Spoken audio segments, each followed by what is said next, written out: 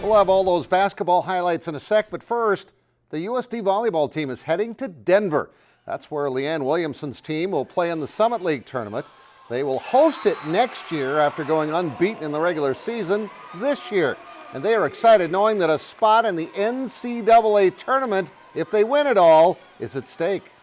I mean, I think the conference tournament itself is always exciting, so we're excited just to get out there, start preparing for that, and obviously preparations have kind of already started, especially just throughout the year. I mean, this is what we worked for, so I think we're just excited that at this point in time we feel good with what we've accomplished so far, and yet this team isn't satisfied. So getting out to Denver, making that flight out there is kind of that next step to really get us prepared for when we get to play on Saturday. And that's because they get a first-round bye. The Coyotes swept the season series with Denver and won the postseason tournament on their floor last year. So they are very confident heading west, where they have had recent success. And now here's Brandon Green with your Billion Automotive Plays of the Week. Here's Garrett Stout had 4 touchdowns in the 11AA title game against Brookings, and one of them was this 87-yard kickoff return as the Govs win their 3rd straight championship 32-16.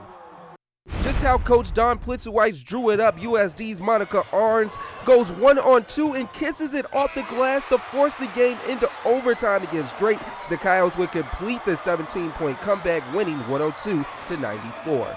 Viborg Hurley's Chase Mason looks like he's in a video game as he jukes his way through the bottom defense for one of his 6 touchdowns in the 9AA title game as the Cougars win 50-24. Canton's Caden Verley ran all over Lennox in an 11A title game as he blasts through the line for this 91-yard touchdown. Verley totaled 309 rushing yards, the most in a championship game, and added 2 touchdowns in the Seahawks' 46-8 win. The Tigers are down 1 in the final seconds against Dort, and Ty Hoagland puts on his cape and with the sweeping left hook, puts it off the glass and gives Dakota Wesleyan the 79-78 victory, and those are your Billion Automotive Plays of the Week. Now, the USF women made it 3 straight wins to start the season last night when they beat Emporia State. Tonight, they hosted NSIC foe Southwest Minnesota State, and Malia Reinhardt, boy, was she hot tonight. She had 5 of those 3-pointers for the Mustangs and 26 points to lead the way. And if you recognize this young lady, that's Ibuka Koi. She gets 2 in the foul, had 10 points. But USF would then start to take over. Great move by Kaylee Hummel. We heard from her at 6 o'clock. She gets 2 there, and it's going to be Hummel again. 23 points to lead the way. Anna Good Hope had 22. They pull away and win, and pretty impressively, 100-77.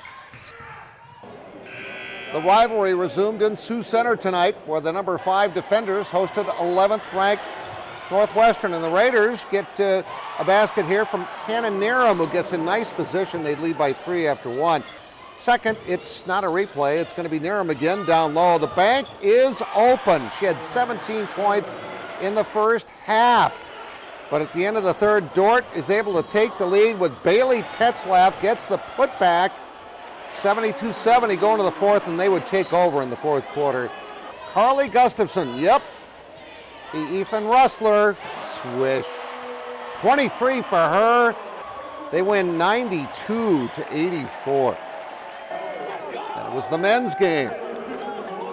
Jay Small comes out big early for the Red Raiders. Here's Jay on the outside, knocking down the 3-pointer as they take the early lead. Turns into a 3-point shooting contest to some extent. Here's Jesse Jansma out to Ben Giesink. He had a couple of those in the first half. He had 14 points in the game. Now the defenders, they play defense. That's where they got their name from. They're the defenders.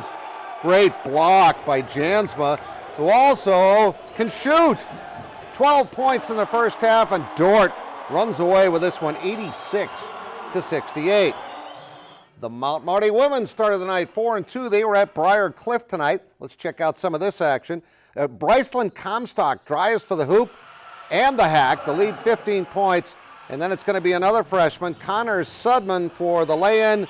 And Briar Cliff, despite the efforts of Jamie Tebben to Hannah Williams coming up for the reverse, goes on to win this one by the final count of 79-72. Then in the men's game, Briar Cliff and the 7-2 Mount Marty Lancers. Boy, they're having a great year.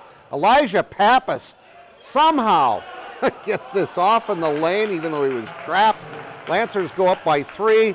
Briarcliff comes back to make it a 3-point game at halftime, but let's go to your scoreboard. King had 26, Johnson had 25, Mount Marty's 8-2, 110-96. Dort wins 86-68. You saw the highlights. Dakota Wesleyan 75-65. Tigers now 6-0 or 5-0. Women's side, those highlights, you saw those. Briarcliff and Dort both winning. Also USF 177. Jamestown, Dakota Wesleyan had one not go in at the buzzer. Cheeseman had 31 to lead the way. In wrestling, St. Cloud and Briarcliff both win, along with Northern. And in the G League, the Skyforce lose. And in the NBA, the T-Wolves lose to Utah 103-95. We'll be right back.